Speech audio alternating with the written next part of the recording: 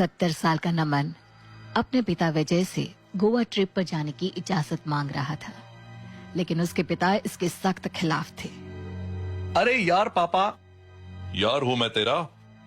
अरे बस इतना बताओ कि ट्रिप पर जाने दोगे या नहीं? नहीं, अब क्या स्टैम्प पेपर पे लिख कर दूं तुम्हें? ये सुनते ही नमन बाहर की तरफ जाने लगा। कहाँ जा रहे हो इतनी रात में?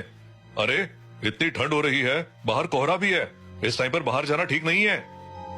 गोवा तो जाने नहीं दे रहे हो, अब क्या चाहते हो? घर से भी नहीं निकलूं?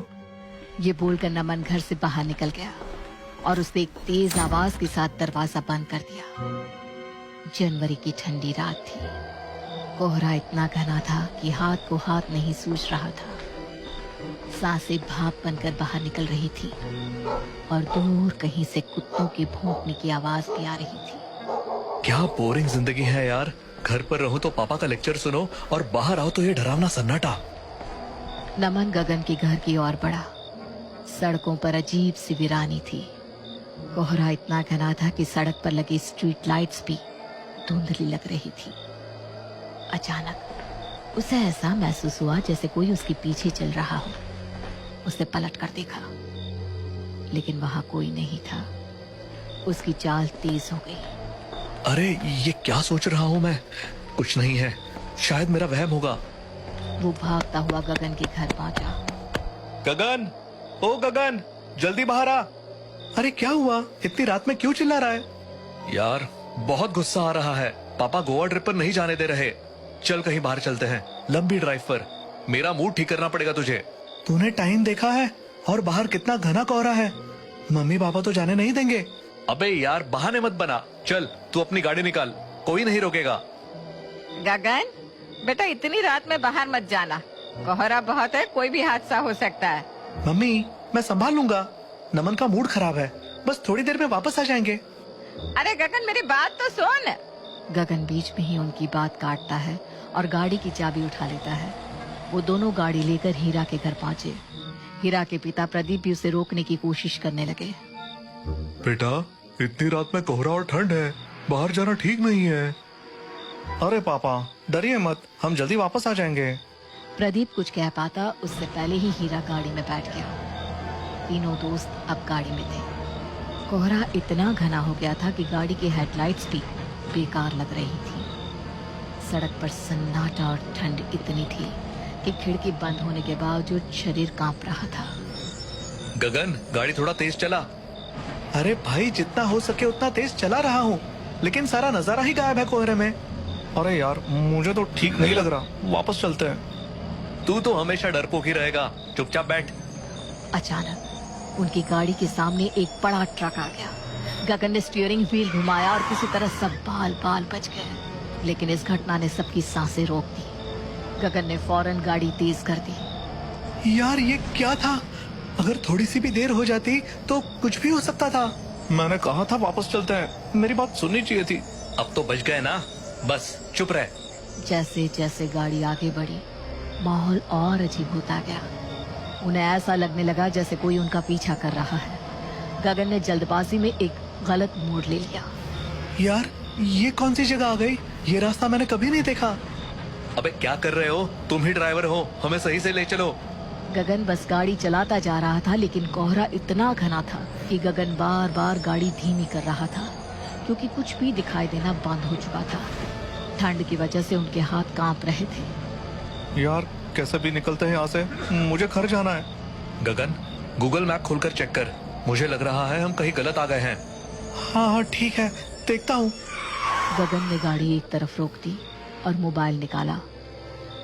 जैसे ही उसने गूगल मैप चेक किया, उसकी आंखें हैरानी और डर से फैल गई। ओह माय गॉड, ये क्या है? हम ब्लैक शैडो रोड पर हैं। Black shadow road? ये वही रोड है जिसके बारे में मशहूर है कि ये हॉन्टेड है। हम यहाँ कैसे पहुँच गए? यहाँ तो लोग दिन में भी आने से डरते हैं। हे भगवान, लोग कहते हैं यहाँ जो एक बार आता है वो वापस नहीं जा पाता। बकवास बंद करो और गगन तुम गाड़ी वापस मोड़ो, हमें यहाँ से निकलना होगा। गगन ने जल्दी से गाड़ी स्टार्ट की और यू टर्न लेने की कोशिश की, लेकिन जैसे ही उन्होंने गाड़ी घुमाई, मोबाइल का सिग्नल पूरी तरह गायब हो गया।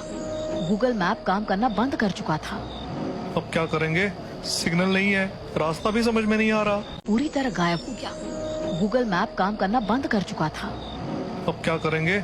सिग्नल नहीं है, रास्ता भी समझ में नहीं आ रहा। मैं बस अंदाजे से चला रहा हूँ, हमें किसी भी तरह इस रोड से बाहर निकलना होगा। क्या अंदाजा? कुछ भी दिख नहीं रहा, लगता है हम कहीं फंस गए हैं। गाड़ी धीरे धीरे आगे बढ़ रही थी। तभी तीनों को ऐसा महसूस हुआ कि कोई उनका नाम पुकार रहा है। आवाज धुंधली थी लेकिन हर तरफ से आ रही थी। गगन, नमन, हीरा, तुम्हारा समय आ गया है। तुमने सुना? किसी ने मेरा नाम लिया। तेरा ही क्यों? मैंने भी सुना। वो आवाज तो मुझे भी बुला रही थी। चुप रहो, कुछ नहीं है, ये बस हमारा वहम है। इस रोड पर यही होता है। तभी अचानक गाड़ी एक झटके के साथ बंद हो गई और कोहरा छटने लगा। वो एक कब्रिस्तान के किनारे थे, पर उन्होंने ये नोटिस नहीं किया था। गगन, गाड़ी जल्दी स्टार्ट कर। गाड़ी स्टार्ट नहीं हो रही। देखो, वहाँ रोशनी है। वो क्या है? कहीं कोई इंसान तो नहीं? चलो देखते हैं। हाँ, हो सकता है कोई मदद मिल जाए। चलो तीनों लोग चलकर देखते हैं। तीनों दोस्त धीरे धीरे उस रोशनी की तरफ बढ़ने लगे।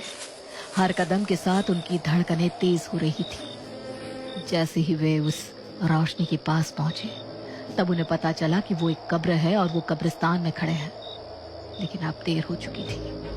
अचानक कब्र का ढक्कन खुला और अंदर से एक कंकाल जैसा हाथ बाहर निकला।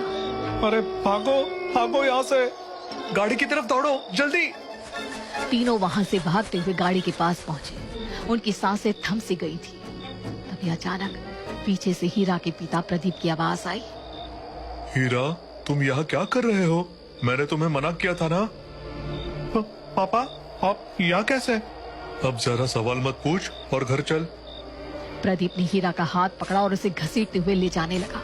गगन और नमन पीछे से चिल्ला रहे थे। हीरा, मत जा, ये कुछ गड़बड़ है। अरे, ये तुम्हारे पापा नहीं हो सकते। कुछ ही दूरी पर प्रदीप ने हीरा को गले से पकड़ा और हवा में उठा दिया। प्रदीप की आंखें लाल हो गई और चेहरा भयानक रूप से बदलने लगा। पापा, पापा छोड़ो मुझे, तुम मेरे पापा नहीं हो। गगन, जल्दी कुछ करो, ये कोई भूत है। पर तभी कोहरा दोबारा घना हो गया।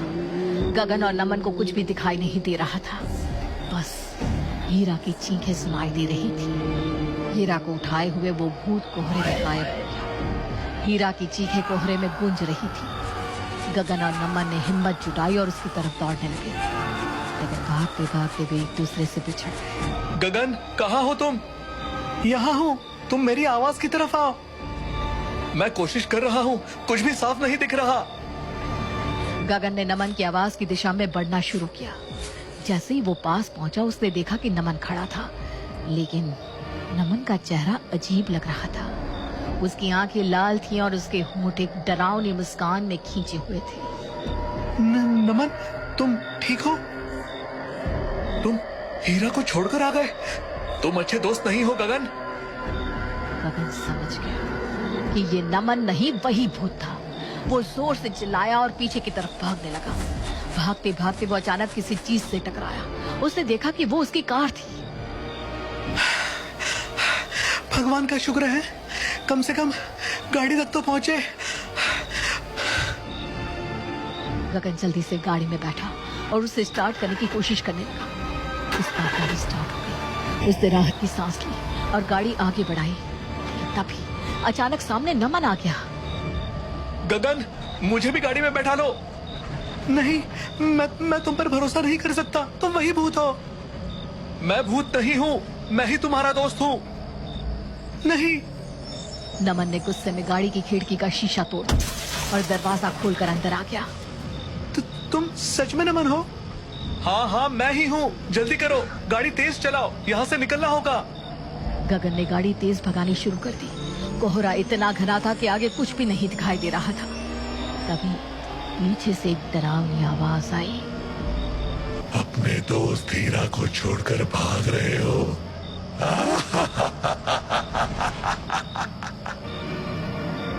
उस पर ध्यान मत दो, हमें बस यहाँ से निकलना होगा।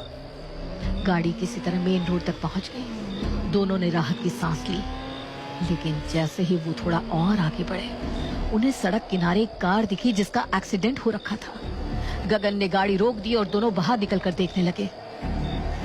ये हमारी ही गाड़ी जैसे क्यों दिख रही है? देखो, इसमें ये हम ही हैं। कार के अंदर उनकी खुद की लाशें पड़ी हुई थी। तीनों के चेहरे खून से लथपथ थे। ये कैसे हो सकता है? हम तो जिंदा हैं। What the hell? पीछे से वही डरावनी आवाज फिर गूंजी। उन्होंने मुड़कर देखा।